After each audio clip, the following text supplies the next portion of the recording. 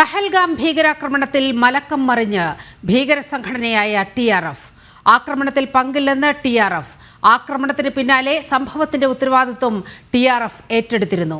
ആരോ തെറ്റായ പ്രചാരണം നടത്തിയെന്നാണ് പുതിയ വാദം. അതേസമയം സൈന്യത്തിന്റെ തിരിച്ചടി ഭയന്നാണ് മലക്കം മറിച്ചില്ലെന്നാണ് സൂചന. പഹൽഗാമിൽ ഭീകരാക്രമണം നടന്ന അന്ന് രാത്രി തന്നെ ഇസ്ലാമിക ഭീകര സംഘടനയായ ദി റെസിസ്റ്റൻസ് ഫ്രണ്ട് ഉത്തരവാദിത്തം ഏറ്റെടുത്തതാണ്. എന്നാൽ ഭീകരതയ്ക്കെതിരെ സൈന്യം കടുത്ത നടപടി ആരംഭിച്ചതോടെയാണ് നിലപാട് മാറ്റം. തങ്ങൾക്ക് ഈ സംഭവവുമായി ഒരു ബന്ധവുമില്ലെന്നാണ് ഇപ്പോഴത്തെ പ്രതികരണം. ഫേക്ക് ഐഡി വഴി ആരോ തെറ്റായ പ്രചരണം നടത്തിയെന്നാണ് TRF നേതൃത്വം പറയുന്നത്. 2019 ഓഗസ്റ്റിൽ കേന്ദ്ര സർക്കാർ ആർട്ടിക്കിൾ 370 മരവിപ്പിച്ച ശേഷം താഴ്വരയിൽ പ്രവർത്തനം തുടങ്ങിയ സംഘടനയാണ് TRF. 2023 ഈ സംഘടനയെ UAPA ചുമത്തി കേന്ദ്ര ആഭ്യന്തര മന്ത്രാലയം നിരോധിച്ചിരുന്നു.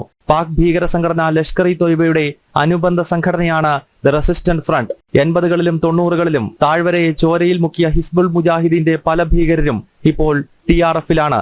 ജനം, ഡൽഹി.